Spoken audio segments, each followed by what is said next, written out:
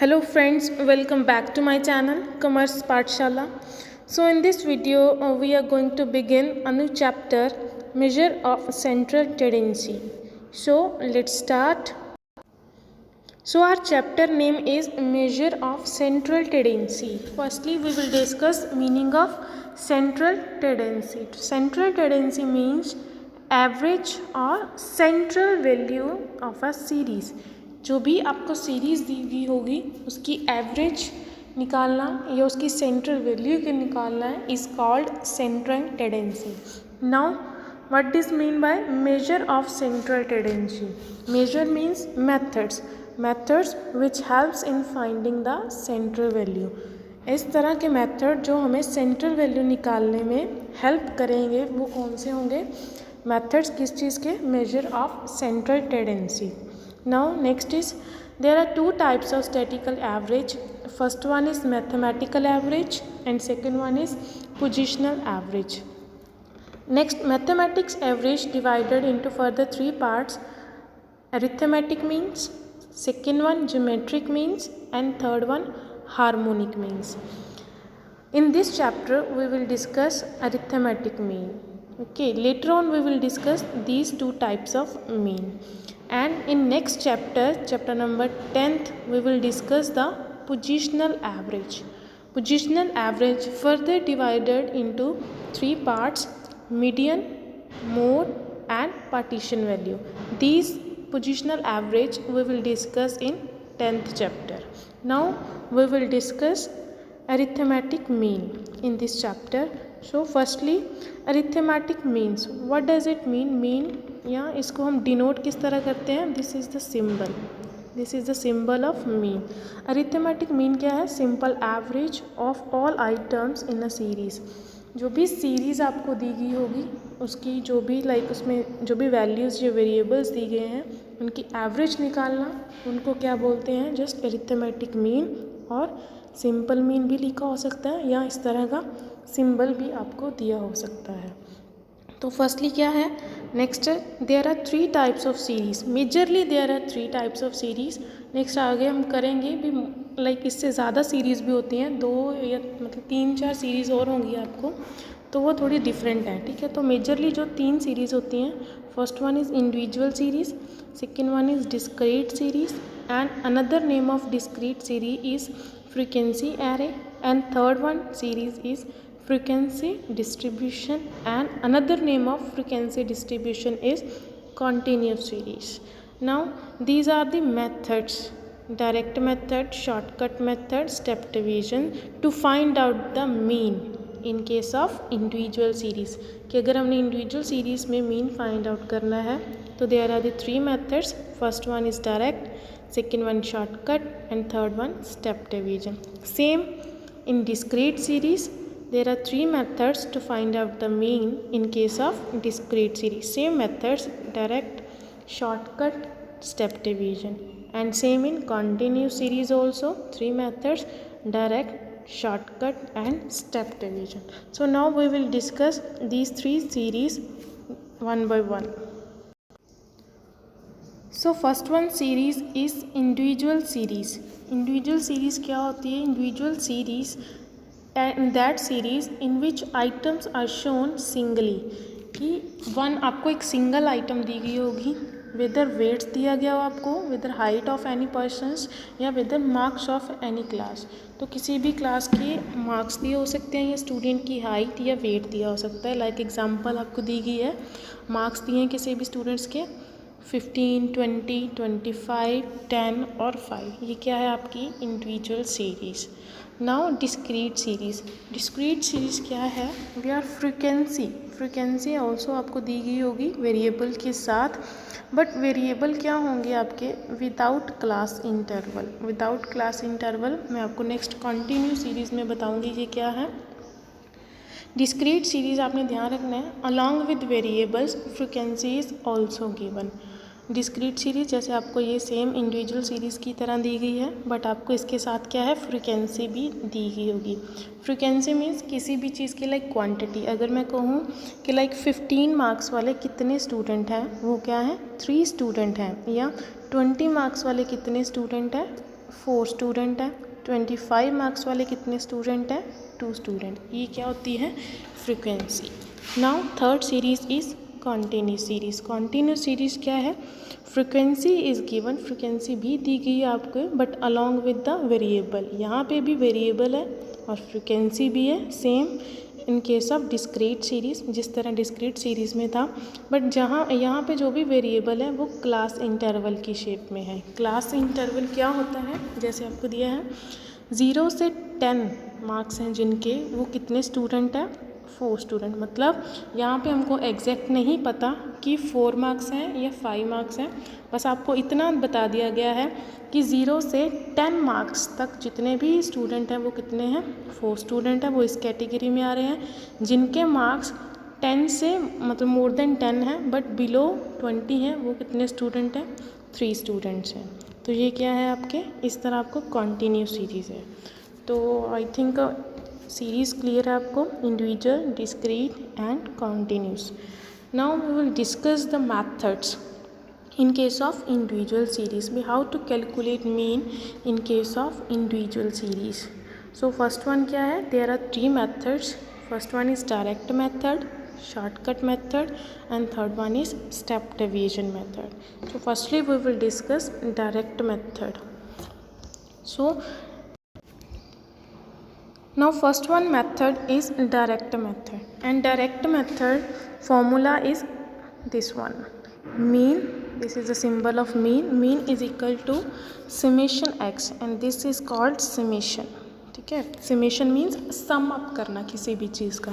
तो यहाँ पे किस चीज़ का सम अप हो रहा है, x का, x मीन्स जो भी आपको सीरीज़ दी गई है उसका sum up divide by n, n means क्या है आपका, total number of items of a series, कितनी टोटल, मतलब लाइक हम देखेंगे, लाइक एग्जांपल आपको दी गई है pocket allowance of 10 student, 10 students है, तो ये वैसे आपको डायरेक्टली ही दे दिया 10 स्टूडेंट, इट मीन्स क्या है, ये आपको n दी गई है। कितनी है पॉकेट अलाउंस, 15, 20, 30, 22, 25, 18, 40, 50, 55 एंड 65। तो फाइंड इट मीन, तो आपको ये सीरीज़ दी गई है 15, 20, ठीक है।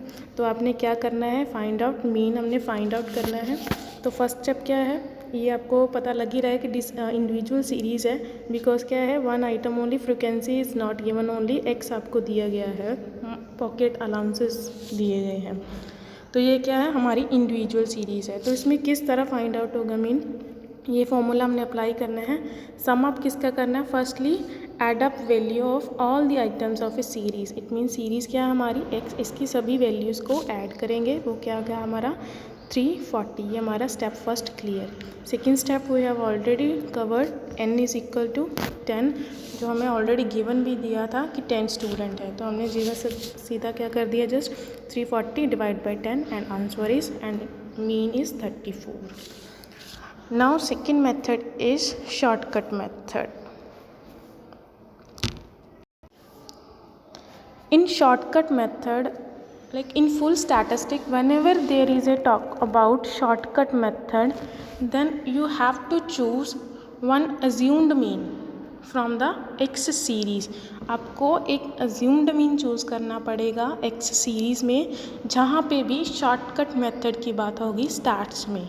अब लाइक फर्स्ट स्टेप वही हमारा क्या रहेगा, find assumed mean of series x from the x series, मतलब जो आपको सीरीज़ दी गई है x, उसमें से हमने assumed mean फाइंड आउट करना है। assumed mean क्या है, अपनी तरफ से आप एक तरह से assume कर रहे हो कि ये मीन हो सकता है, ठीक है।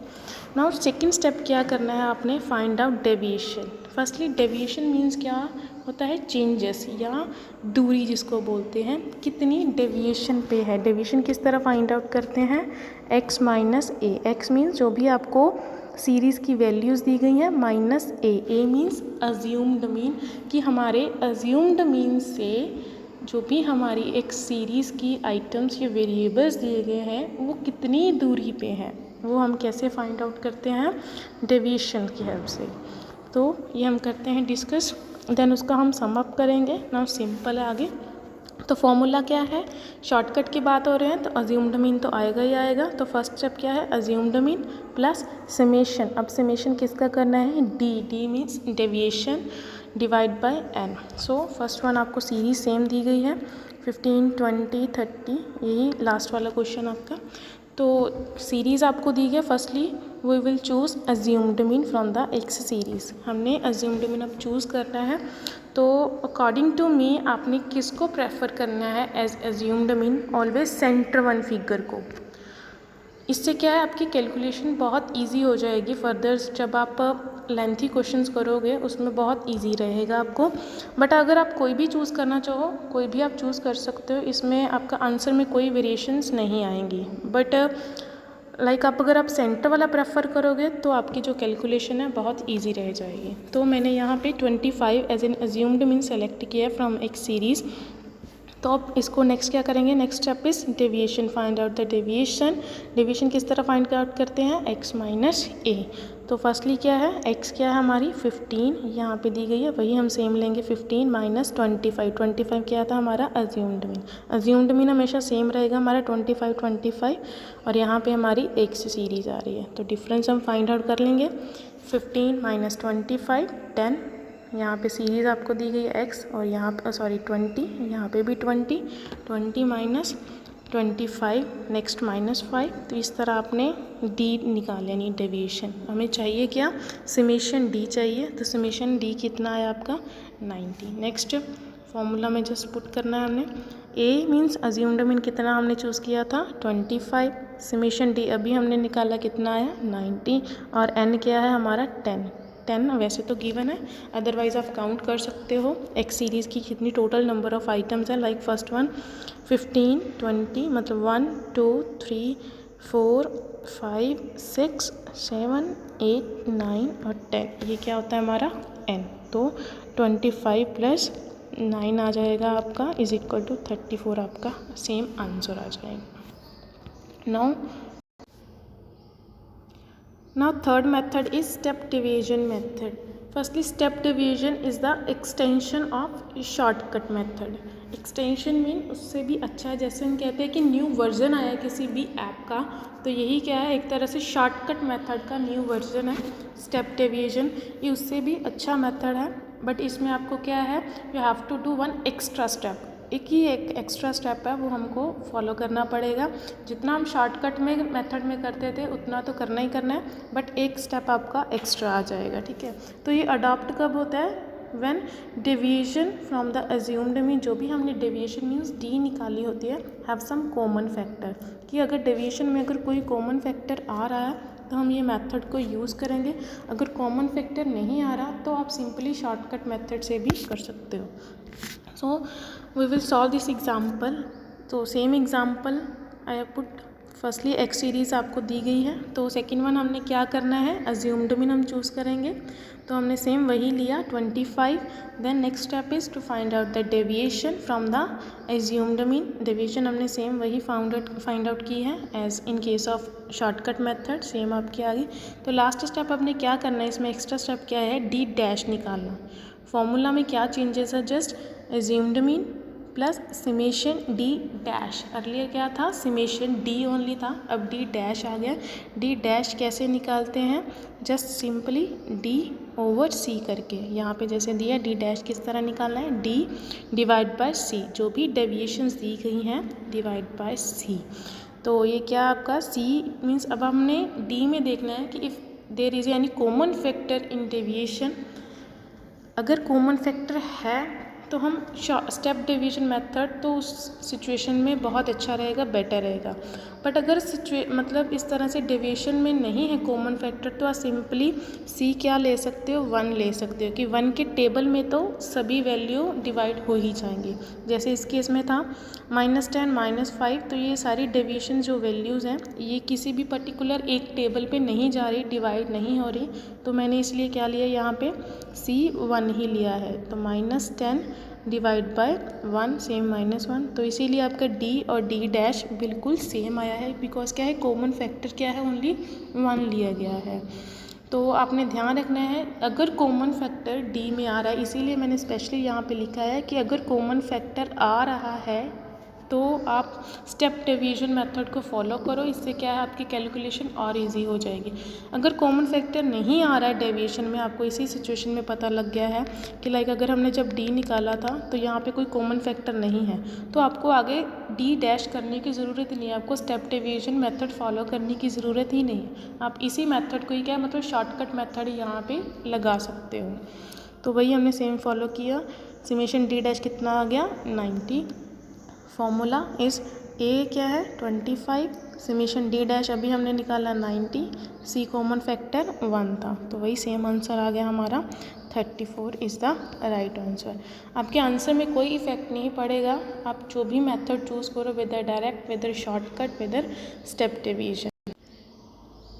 If you like the content of the video, please hit the like button and share with your friends. And if you are new to my channel, please subscribe the channel.